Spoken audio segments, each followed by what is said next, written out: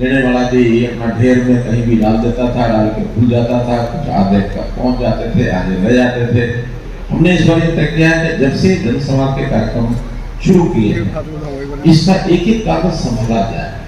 सब काम होंगे ऐसा भी गारंटी नहीं है, जो काम नहीं होने वाले होंगे वो भी जानकारी दी जाएगी कि आपके स्टाफ में ये गड़बड़ है या ये ठीक नहीं है। मान लो 2 आदमियों का विवाद है, केस पुलिस में है और पुलिस के बाद वो कोर्ट में पहुंच गया, तो सरकार कुछ नहीं कर सकती, वो तो कोर्ट में उसका फैसला होना है। या कई बार 2 आदमियों के विवाद में आपस में मिल बैठ के समझौता करने की भी कोशिश करें तो दोनों की बात नहीं मानी जा सकती। दोनों अगर ठीक होते तो झगड़ा क्यों होता। कई बार तो भाइयों की जमीन का मामला है, उसका बंटवारा है, तो बंटवारा करके उसकी पैमाइश करके कहीं ना कहीं तो फैसला करना ही पड़ेगा। तो अच्छा ये है कि जैसा समझौता किया जाए, सब लोग ऐसे समझौतों को मान करके अपने जीवन को सुखी करें। लड़ते रहने से कोई फायदा नहीं होता। कई केस अपने ऐसे देखे हैं कि दादा ने केस डाला था, पोता भी भुगत रहा है, 20-20-30 साल से चक्कर काटते रहते हैं। तो ऐसी समस्याओं को हल करने के लिए बड़ा तो लड़ना चाहिए। हाँ, एक भाई 2 भाई 10 पैसे उसको चले गए, 10 पैसे इसको रह गए, या कम हो गए, ज्यादा हो गए, अरे अपने घर में ही रहते हैं। आपके जो घरेलू झगड़े थे उनको भी खत्म करने के लिए सबको बड़ा मन करना चाहिए। खैर, आज मैं अपने बात को शुरू करने से पहले थोड़ी सी बात मैं रखूंगा, फिर आपसे चर्चा करूंगा। पहला विषय तो ये है कि हमने आज 9 साल, केंद्र में भी 9 से ऊपर हो गए हैं, लगभग 9.5 साल हो गए हैं। प्रदेश में भी 9 साल होने में अभी मात्र 20 दिन बाकी है, 20 भी नहीं है अब तो, क्योंकि 26 तारीख को 9 साल हो जाएंगे। आज 10 हो गई तो 15-16 दिन बाकी है। केंद्र में श्री नरेंद्र मोदी जी के सरकार ने, यानी मोदी जी के ही मार्गदर्शन में इतनी नई योजनाएं, इतने विकास के नए काम किए हैं, और वही आपकी सरकार यहाँ भी कर रही है। मैं दावे से कह सकता हूं कि जितने विकास के काम उन लोगों ने पिछले 10 साल में किए होंगे, ये तो नहीं कहता कि कुछ नहीं किया होगा, लेकिन ये दावा है जितने किए होंगे उसमें से आज डबल काम हमने किए हैं। चाहे आप एक विधानसभा को ले लो, चाहे पूरे प्रदेश को ले लो, संख्या में डबल होंगे। और इतना ही नहीं, जितने पैसे में उन लोगों ने काम किए उससे आधे पैसों में उन्होंने काम किए। ऐसा नहीं कि आधे पैसे इसलिए लगे कि कोई लोहा सस्ता हो गया या सीमेंट सस्ता हो गया, ईंट सस्ती हो गई, तो महंगी हुई। 30 पैसे वाला काम 1 रुपए में तो करा ही लेते, महंगाई होने के बाद हो गया ना डबल। तो इसलिए हमारे उनके काम से आधे पैसों में काम चला है, बजट बना है। मुझे याद है कि 2016 में एक सरकार साली वक्त सरकार बने हुए झज्जर के बस स्टैंड का उद्घाटन, मैंने पूछ लिया कि इस पर कितना खर्चा है, कहने लगे 32 करोड़। मैंने कहा एस्टिमेट कितना बना था कि 41 करोड़ का, यानी 9 करोड़ रुपया एस्टिमेट के बाद भी बचा। आज भी जब हमने नए सिस्टम शुरू किए हैं, खास करके ई टेंडरिंग के, कोई काम 20% कम में हो रहा है, कोई 18% में, कोई 15% में डिस्काउंट पर काम हो रहे हैं, क्योंकि ठेकेदारों को कंपटीशन हो गया है। उनको लगता है कि काम लेना है, बाकी खर्चे खत्म हो गए हैं, इसलिए कम में अगर काम कर सकते तो क्यों ना करें। बाकी खर्चों से तो आप समझ ही रहे होंगे, क्यों ठेकेदारों के बाकी खर्चे कौन से होते हैं, समझ रहे होंगे ना। इसलिए आज पैसा भी बचता है। एक जरूर उसमें बड़ी कठिनाई आई है, मैं आपको बता देता हूँ। पुरानी जो आदतें लगी हुई थी, हमको भी पहले दिन तो ठीक करने के लिए कोई सिस्टम हमारे पास था नहीं, धीरे धीरे अपने सिस्टम ठीक किए। और एक सिस्टम क्या था, मान लो 1 करोड़ का काम कहीं पास हुआ तो काम करते करते वही काम 2 करोड़ का हो जाता, 2.5 करोड़ का हो जाता, पैसे 2 करोड़ 2.5 करोड़ में निकल जाते थे। शुरू में काम लिया था 1 करोड़ का, मैं भी ध्यान में नहीं आया, अभी ठीक है काम हो रहा है, पास होने दे रहे, सब जा रहा है। जब हमको ध्यान में आया, हमने कहा नहीं, 1 करोड़ का अगर टेंडर हुआ है तो ज्यादा 1 करोड़ 10 लाख में तो समझ में आता है कि 5-10 में बढ़ जाएगा। 1 करोड़ का 2 करोड़ कैसे हो गया? अगर 2 ही करोड़ हुआ तो टेंडर दोबारा करो, वो बीच में रोक दी। रोकने के बाद सैकड़ों काम बीच में अधूरे रह गए, क्योंकि सिस्टम पुराना चला रहा था। हमने रोक दिया, लोग चिल्लाए। अब क्या करें? कुछ भी करो, पहले सबकी इंक्वायरी हो रही है, और जो जो ठीक वास्तव में कुछ अगर बढ़ गया होगा तो हो जाएगा। अगर हेराफेरी की है उसको कैंसिल करके नए टेंडर को देंगे, आधा कमरे क्या। इसमें बहुत परिवर्तन की। आम आदमी को घर पर उसके लिए काम पहुंच जाए हो करके उसको चक्कर ना काटने पड़े। हमने सीएम विंडो बनाई, हमने बाद में ग्राम दर्शन पोर्टल खोला, नगर दर्शन खोला, और अभी जन संवाद है। हमने फैमिली आईडी बनाई, हमने प्रॉपर्टी आईडी बनाई, हमने जो गांवों के यानी जमीनों का मामला था, खास करके ग्रामीण क्षेत्र में पंचायतों की जो जमीन होती थी लाल डोरा समाप्त करके उसको स्वामित्व का एक प्रकार से अधिकार दिया। शहरों में 20 साल पुरानी जो ऐसी जमीनें यानी व्यवसायिक दुकानें या बाकी थे, उनको भी जो म्यूनिसिपैलिटी की थी, उनको कहा कि इतना पैसा जमा कराओ तो मालिक बन जाए। उनको मालिक बना दिया। लगभग 4,000 साढ़े 4,000 लोगों की रजिस्ट्रियां भी हो गई है। थोड़ा सा स्लो है वो काम, क्योंकि जमीनों की मलकियत ही नहीं पता लग रही। मलकियत किसी की है और वो किराया खा रहा है। कौन? हमारे गौतम सदानंद हमारे नगर निगम ये नहीं ले रहे। तो ये बहुत कुछ निकला कि जमीन है प्रोविंशियल गवर्नमेंट की 50-60 साल पहले, और कोई संभालने वाला था नहीं, सरकारों में बड़ी थी। तो इन लोगों को ध्यान में आया कि चलो भी इसको पट्टे पर दे दो, दुकानें ही बनवा दो, दुकानें बनवाते पट्टे पर दे दो, किराया लेने लग गए। अच्छा किया है जो जमीन संभाल रही। अगर नहीं संभालते तो क्या होता? कब्जे हो जाते। उनका धन्यवाद करता हूँ। लेकिन आज जब हमने कहा कि रजिस्ट्री कराओ, ये कहते रजिस्ट्री कैसे करा? जो किराया तुम्हारे पास आ रहा था कि मालिक हम नहीं है। किसी का मालिक पीडब्ल्यूडी निकला, किसी का मालिक प्रोविंशियल गवर्नमेंट, कोई इरिगेशन, कोई पुलिस, कोई पुलिस। अब उनको भी सबको कहा है कि स्कीम को आप अडॉप्ट करो, और जो यूएलबी की स्कीम है उसी स्कीम के अंतर्गत पैसे लो। और यहाँ भी बहुत से केसेस पड़े।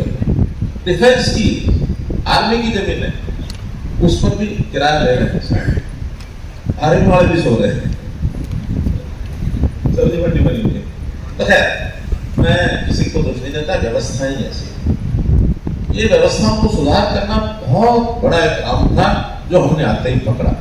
वो तो लोग नाराज भी हुए, लेकिन आज जब उसका लाभ मिल रहा है तो हर आदमी खुश है के बाद हमने कभी सोचा ही नहीं था।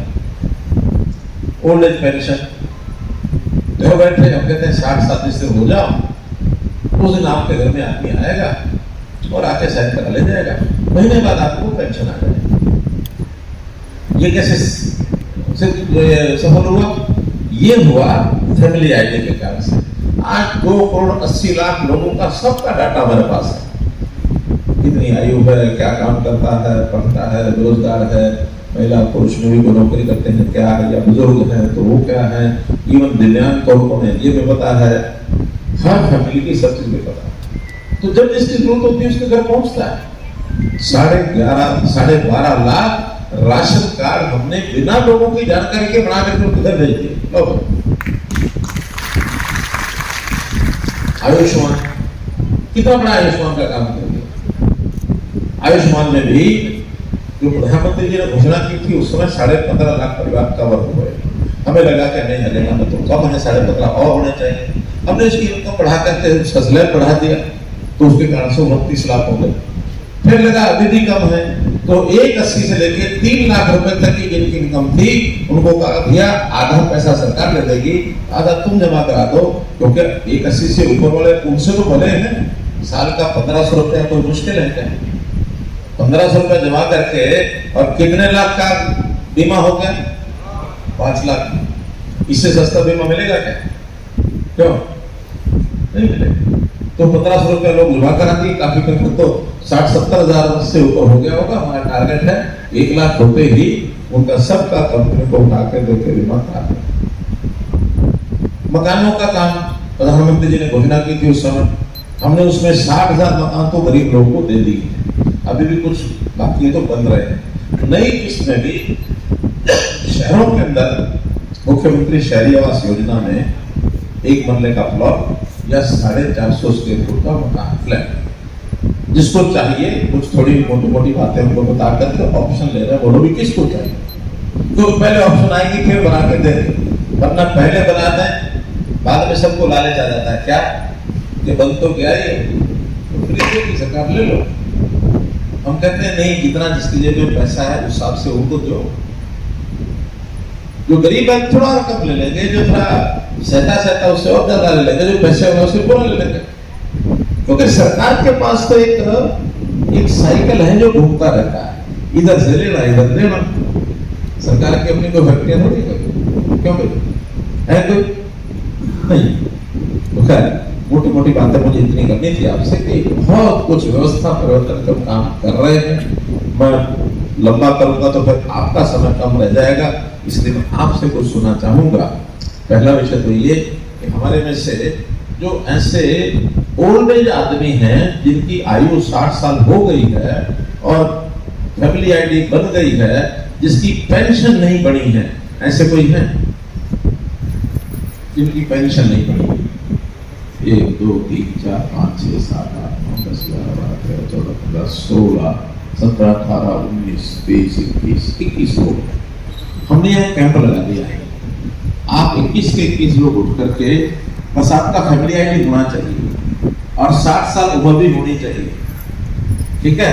अगर ये दोनों कंडीशन पूरी हैं तो आप जाइए एक बार और वहां अपना नाम लिखाइए। कोशिश करूंगा कि इस मीटिंग के चलते आपकी फैमिली आपकी ओल्ड एज पेंशन बन जाए। चलो किधर है इस एक गेट, कौन सा गेट? एक गेट खोल दो, कौन सा? एक गेट खोल दो भाई, पीछे किधर बैठे हैं? गेट खोलोगे तो लोगों को पता लगेगा। अरे पुलिस वाले खड़े ना, गेट खोलो है। अच्छा नीचे रहने दो, ये नीचे से नीचे से अरे नीचे जो हाँ ये हमारी जो सीढ़ियां उतर रही हैं, यहाँ कंप्यूटर वाले बैठे हैं, हमने बुला के बैठा रखे हैं ताकि आपका काम पूरा हो जाए।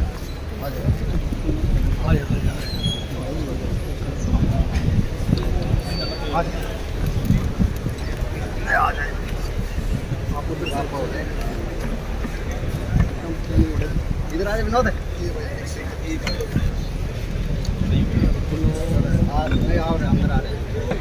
चलिए, तो इसी प्रकार से एक विषय अपने में से फैमिली आईडी सबकी बनी है कि कोई नहीं बनी? सब किस किस की बनी हुई याद करें,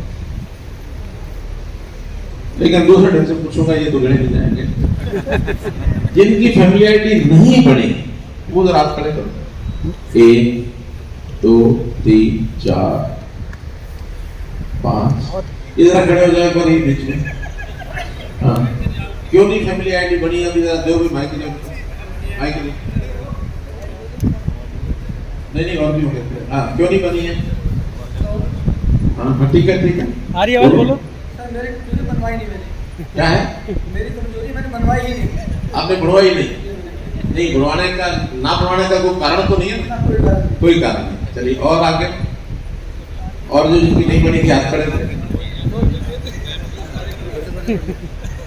सबकी बनी हुई है, वैसे हाथ खड़े कर लिए। सोचा कंप्यूटर पर भाई इनका भी नाम लिखा के इनकी फैमिली आईडी बनाओ। आप कमिश्नर साहब साथ चले जाओ। हाँ जाओ आप भी इधर से जिनकी फैमिली आईडी नहीं बनी है, क्योंकि देखिए फैमिली आईडी बनेगी तभी हरियाणा सरकार की कोई स्कीम उसका लाभ उठा पाएगा, वरना हरियाणा सरकार की स्कीम का लाभ नहीं उठ पाएगा। कारण है कि यहाँ बहुत लोग हैं, हमारी स्कीमें बड़ी अच्छी हैं, अच्छी स्कीम होने के नाते से कोई राजस्थान से आ जाता है, कोई पंजाब से आ जाता है, कोई यूपी से आ जाता है, मुझे भी फायदा है। उदाहरण के लिए वहां कहीं भी 1000 रुपए से ऊपर ओल्ड एज पेंशन नहीं है। हमारे यहाँ कितनी है? 2750 और बहुत जल्दी 3000 भी कर देंगे, चिंता मत करो। और वहां 1000 से ऊपर है नहीं, लालच सबको आ जाता है। बूढ़ा है, बॉर्डर इधर क्या उधर क्या, या कोई वहां पड़ोसी कोई रिश्तेदार बैठा है, वहां जाकर अपना नाम लिखवा दे, मिल जाएगी। हम कहते नहीं फैमिली आईडी में नाम है कि नहीं बताओ, 15 साल से यहाँ रहते हो नहीं बताओ। अगर अपने प्रदेश के लोगों के लिए सब करना तो हमारा दायित्व है। और बहुत ऐसे किस्से होते हैं वहां आसपास के लोग, जैसे किसानों ने बाजरे की फसल उठा के लाएंगे राजस्थान से, यहाँ बेच जाएंगे, क्योंकि हमारे यहाँ मंडी अच्छी, हमारे यहाँ पेमेंट अच्छी, हमारे यहाँ भाव अच्छा। उनके यहाँ 1900 बिक रहा था, हमने 2200 शुरू कर दिया। मैं तो कह रहा हूँ 200-300 अलग दे रहे हैं, वो तो खैर उनको नहीं मिल पाएगा, क्योंकि तो जो रजिस्टर करेगा उसी को मिलेगा, लेकिन 1900 की वाली 2200 जाएंगे मंडी में। तो इसलिए ये लालच सबको कम करता है, दिक्कत नहीं है। कहीं लालच करने का मौका हमको मिल जाए, शायद कोई दाव लगा ले, लेकिन हरियाणा में कम लगेगा दाव। इसलिए कम लगेगा कि आज हर चीज फैमिली आईडी डालो, आपका पन्ना निकल आएगा कि हाँ ये आपका सिस्टम।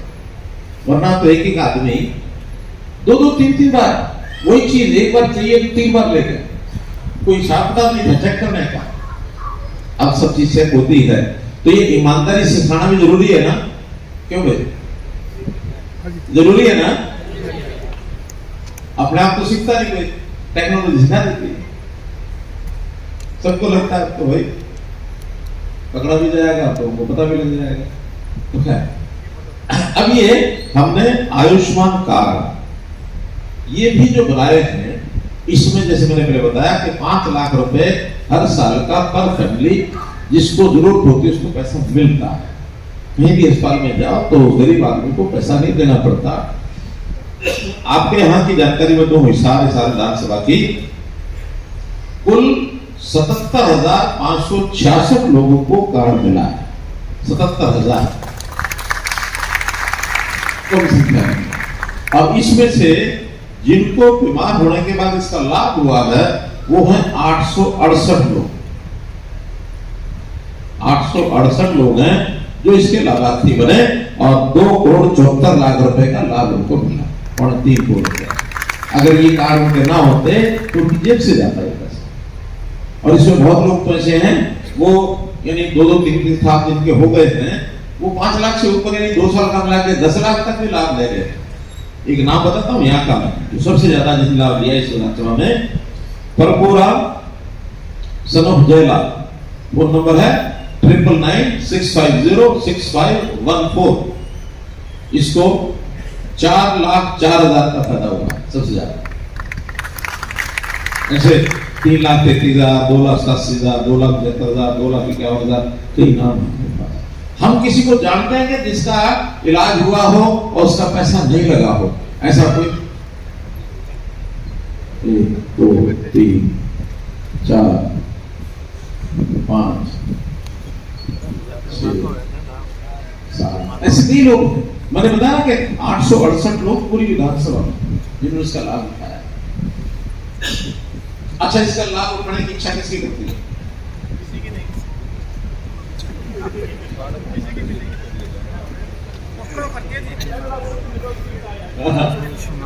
इसकी इच्छा नहीं रखने। ऐसे एक योजना और हमने शुरू की है, दयालु योजना। तो बता सकता दयालु योजना क्या है? किसको पता है जरा बताओ। ज्यादा पता नहीं है, मैं बता देता हूँ।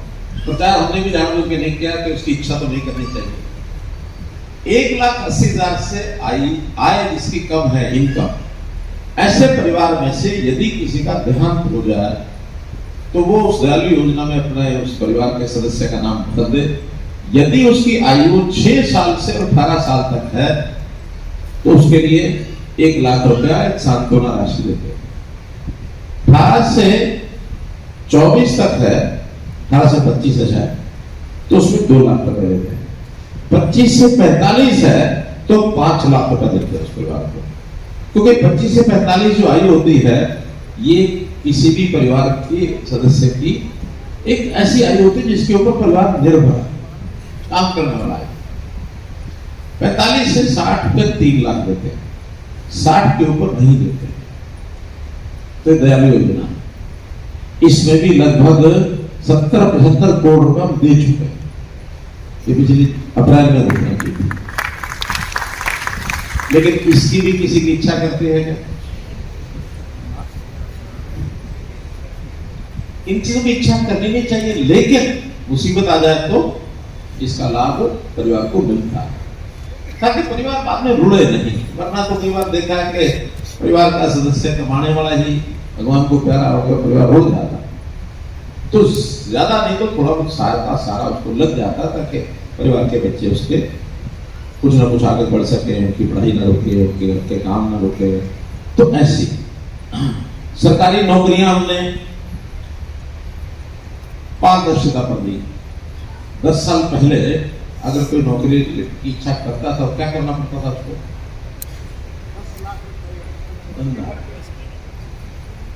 हमने सब बंद कर दिया। अगर कोई मांग मिले तो सावधान रहना, क्योंकि कई बार ये जो एजेंट होते हैं ना वो बेरोजगार हो गए हैं, किसी न किसी को फंसाते रहते हैं। फंसाना नहीं कभी भी। आपका अगर बच्चा परिवार का सदस्य योग्य है, बारी अपने आप आएगी। और बहुत गरीब परिवारों को भी लगे हैं। हमने 1,15,000 लोगों को पिछले 8 साल में 9.5 साल में नौकरियां दी है। 1,15,000 को एवं किसी का पैसा नहीं लगने दिया। तो इसलिए इसको भी थोड़ा सा हमको ध्यान रखना है। अगर मैं हिसार जिले की बात करूं तो 8,746 लोगों को इस जिले के अंदर नौकरियां मिली है। 8,700 शहर का आंकड़ा नहीं है पर पेंशन का विषय मैंने बता दिया कि अपने आप अच्छा एक बड़ा अच्छा आंकड़ा है। हिसार विधानसभा में कुल लोगों को जो पेंशन, चाहे उसमें वृद्धावस्था है, दिव्यांग है, विधवा बहनों को है, 2 आंकड़े बीच में नहीं है। एक विधुर पेंशन, वो क्या है पता?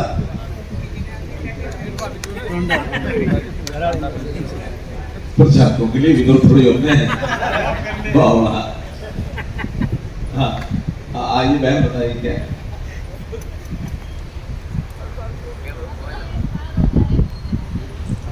अभी तो बहन का पति एक्सपायर होता है, विधवा कहलाती है। लेकिन अगर किसी पुरुष की पत्नी का देहांत हो जाए तो विधुर कहलाता है। उस विधुर की यदि आयु 40 साल से ऊपर है तो 40 से 60 साल तक उसको भी 27.5 रुपए मिलेगा। 60 के बाद ऑटोमेटिकली ओल्ड एज में कन्वर्ट हो जाएगा। मिलेगी बाद में, लेकिन वो ओल्ड एज में। ऐसे ही एक और हमने शुरू किया है, एक आयु तक अगर शादी नहीं हो पाती और वो आयु 45 साल, चाहे पुरुष हो चाहे महिला हो, 45 साल से ऊपर अगर शादी नहीं हो पाती तो उसको भी 27.5 रुपए अगर वो लेना चाहेगा तो उसके भी आय 180 रखी है। इससे ऊपर आय वाले को नहीं मिल पाएगा। कौन देखे? मैं तो कह रहा हूँ स्कीम की घोषणा की है, इसमें डाटा नहीं आया है। बहुत जल्दी अभी नोटिफाई होने वाला है। अभी पिछले महीने 1.5 महीने पहले तो घोषणा की है, नोटिफाई होगा। नोटिफाई होते ही उनको 7 पैसा चला जाएगा। चलिए, अब हमने कर दी है, लेकिन सरकारी काम है तो अभी देते हैं, देते हैं, अभी देते हैं, अभी देते हैं भाई। तो मैं कुछ जो हमने किया है अभी तक, जो नया किया है, जो सब करते हैं वो नहीं बता रहा। हमने जो नया किया है वो बता रहा हूं। एक हमने और स्कीम चलाई थी, गरीब परिवार 1 लाख रुपए से भी कम अगर इनकम है तो उस परिवार में काम करने वाला कोई नौजवान है, नौजवान नहीं है तो कोई महिला उस प्रकार की है, कोई आयु में भी बड़ी छोटी हो तो भी उसको लोन चाहिए तो लोन लगे देते हैं, ट्रेनिंग चाहिए ट्रेनिंग करते हैं। सेल्फ हेल्प ग्रुप में अगर काम करना चाहे तो सेल्फ हेल्प ग्रुप के लिए उनको लोन दिला करके, जिसे आज मैंने देखा 5 स्टॉल आपने देखे होंगे, हरियाणा में महिलाओं ने सेल्फ हेल्प ग्रुप बहुत बना रखे। 50,000 से ऊपर सेल्फ हेल्प ग्रुप है, 5 लाख से ज्यादा महिलाएं इसके अंदर लगी हुई है। और हर महिला बहन हमारी 15,000, 10,000, 8,000 से लेके 20, 30, 40,000 का महीना भी कमा लेती है। बहुत अच्छी आइटम वो बनाती हैं, खूब अच्छा बिक्री हो जाती है, डिमांड अच्छी है। उनके लिए साझा बाजार भी बना रहे हैं शहरों के अंदर कि एक कोटा कैबिन बना करके जितने दिन के लिए उनको चाहिए तो नॉमिनल किराया देकर उनको कहेंगे भी अपना बनाओ, महीना भर 1 दिन 2 दिन 3 दिन आकर के बेचो, फिर दूसरा आए बेचे जाए, ताकि म्यूनिसिपैलिटी को भी अपना खर्चा मिलता रहे, उनको इकट्ठा बाजार मिल जाए, साझा बाजार। तो ये भी हम स्कीम शुरू कर रहे हैं। तेलंगाना के बहुत सी चीजें ऐसी हैं, फिर वही आता हूं कि आप लोगों ने अपनी शिकायत या कोई डिमांड किस किसने दी है, अगर आप खड़े कर दो। सबकी जमा हो चुकी है, जमा हो गई है। हाँ, अब विषय देखिए ना, लगभग 150-200 लोग हैं। हाँ, जिनके पास अभी कागज है और नहीं दे पाए हैं, ऐसे कौन कौन है? अभी मैं ऐसा करो, आपको पहले ये भी ले लेकर निकलना, क्योंकि कोई हाथ में रह ना जाए। अभी जरा आ रहे हैं, आपके पास आएंगे, नहीं पहुंचे बोले यार। ये जो माइक लिए हुए हैं वो भी ले लो, माइक वाले जो है वो भी ले लो।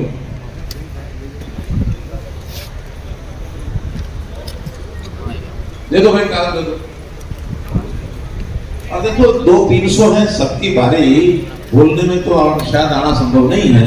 बीच बीच में कुछ लोगों से पूछेंगे, ये मान के चलो जिससे पूछेंगे उसकी भी वही बात रहेगी, नहीं पूछेंगे तब भी वही बात रहेगी। जो आपका लिखा हुआ वही काम आएगा। और उसकी एक कॉपी हम जिला एडमिशन के बाद छोड़ के जाएंगे, एक फोटो सेट करके शाम तक हमें मिल जाएगी। एक अब दे दो, कागज दे दो। अब इस बार अपना नंबर याद रखना और कागज आपको टेलीफोन आएगा, आपको टेलीफोन आएगा। ले आओ, एक मिनट सुनता हूँ आपकी बात, कागज लाओ फटाफट से, ले लो भैया।